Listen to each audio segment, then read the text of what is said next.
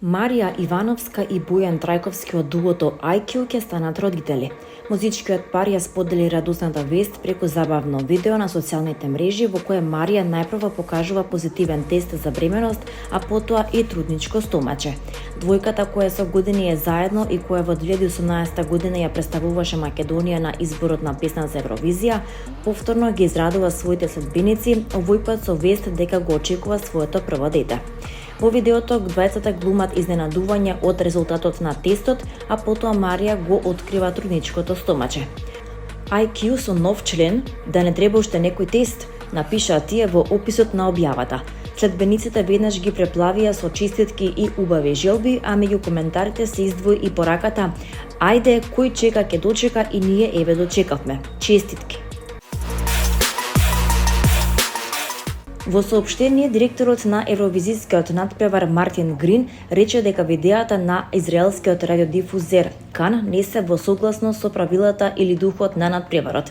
Грин рече дека организаторите биле известени во петок, 8 мај, дека видеа со упатство на екранот "Гласајте 10 пати за Израел" биле објавени од уметникот што го представува Кан. Во рок од 20 минути контактиравме со делегацијата на Кан за да ги замолиме веднаш да престанат со секаква дистрибуција на видеата и да ги отстранат од сите платформи каде што биле објавени. Тие веднаш действуваа и го сторија тоа, рече тој. Европската радиодифузна унија, која ја организира Евровизија, рече дека упатствата за гласање на надпреварот се главно насочени кон обесхрабрување на големи кампањи финансирани од трети страни. Се наведува дека се задоволни што овие видеа не биле дел од таква кампања.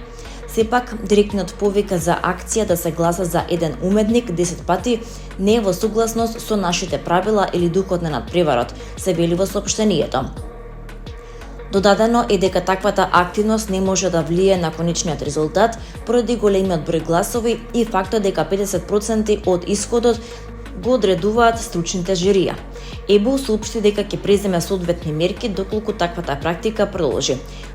По предупредувањето, фановите на Евровизија на социјалните мрежи потсетија дека радиодифузерите од Ирска, Исланд, Холандија, Словенија и Шпанија, кои оттогаш се повлекоа од надпреварот, претходно предупредија за можна злоупотреба од страна на израелскиот радиодифузер Кан.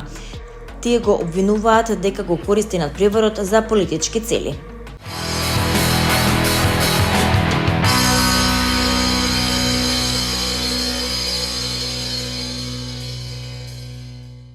Денес роденден прославува нашиот истакнат актер Златко Митревски, долгогодишен театарски и филмски уметник, кој со своите бројни улоги остави знаечен белег на македонската актерска сцена.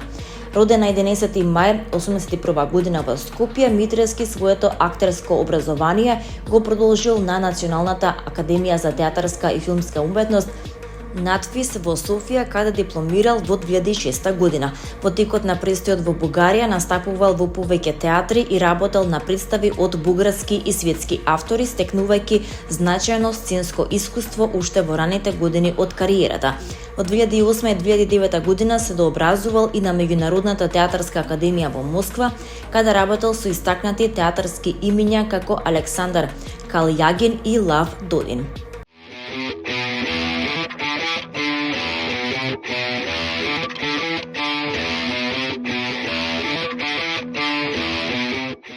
Култниот македонски рок бенд Архангел ја објави првата песна од својот нов албум, прв по пауза од повеќе од 2 децении. Со синглот Дни оловни, за кој музиката и текстот ги напиша фронтменот Ристо Вртев, бендот го најавува и самостојниот концерт Срцебина, закажан за 13 јуни на стадионот на Арама во градски парк во Скопје.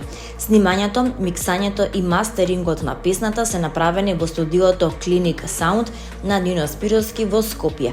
На песната свират Иван Петровски на гитара, Филип Димишковски на клавиатури, Дејан Митровиќ на бас гитара и Александар Ванчовски на тапани. Снимањето и издавањето на новиот албум, како и организацијата на концертот, се реализираат под капата на издавачката куќа Адриатика Рекордс.